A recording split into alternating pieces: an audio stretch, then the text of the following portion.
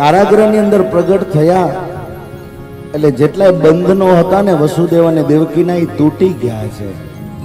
ભગવાન લીલાથી ઈ કહેવા માંગે છે કે જેના ઘરમાં ઈશ્વર આવે ને પછી એના બંધનો બધા તૂટી જાય. એ કોઈ બંધનમાં રહેતો નથી. મીરાને કોઈ બંધન નડ્યું નહીં, નરસૈયાને કોઈ બંધન નડ્યું નહીં. એ જલારામ બાપા, સીતારામ, ઓધવરામ, એ જેટલા મહાપુરુષો જેસલ જાડેજાને કોઈ બંધન નડ્યું નહીં. બધા બંધનો તોડી દીધા. એક વખત બ્રહ્મ આવી જાય જીવનમાં પછી કોઈ બંધન રહેતું નથી. આમ તમે મુક્ત છો પણ ખરેખર બંધાયેલા છો. ક્યાંક ને ક્યાંક કોઈકને કોઈ ખૂણે ખાંચે, કોઈ ઘરવાળીથી ડરે છે, કોઈ એના બાપથી ડરે છે, કોઈક એના ઉપર હોય એનાથી ડરે છે. એ ભયમાંથી મુક્ત કરવાનું કામ એ શાસ્ત્રનો છે, બ્રહ્મનો છે. તમે રાજપૂતો છો, ક્ષત્રિયો છો મારા વાલા, તમે કોઈના બંધનમાં રહો એ અમારી વ્યાસપીઠ નથી કહેતી. તમે સ્વતંત્ર છો, સ્વતંત્ર છો પણ પરતંત્ર નહીં, બીજા ઉપર પાછા નિર્ભર નહીં.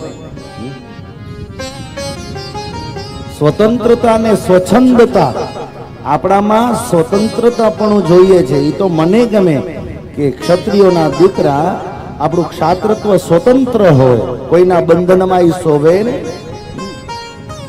સિંહને કોણ બાંધે? ઘરે બંધે. એ સ્વતંત્ર છે ગીરમાં.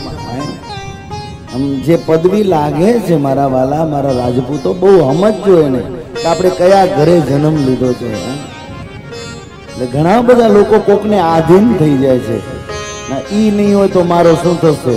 હવે ઈ ન તો ત્યારે તારું શું હતું?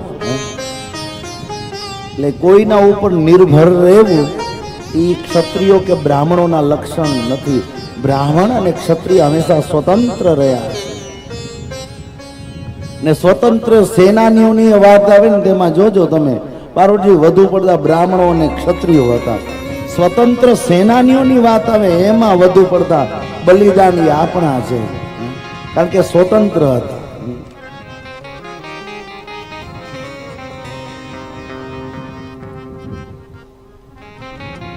મારે તો આ વ્યાસપીઠની માધ્યમથી સરકાર સુધી અવાજ પહોંચાડવો છે. આજે આ બધી સાચી વાતો કહેવા માટે આ પીઠ જ બચી છે, બાકી ક્યાં સાચી વાતો કઈ નથી શકતી. આજની વર્તમાન સરકારને, એના કાનૂન મંત્રીને, કાયદા મંત્રીને મારે કહેવું છે બારોટજી કે યુટ્યુબ ને આ ઇન્ટરનેટ ખોલીએ છે ને, જેવું તેવું આવે છે ને એ બંધ કરાવવું છે મારે. આ સંદેશો હું એમને લેટર લખવાનો છું પાછો.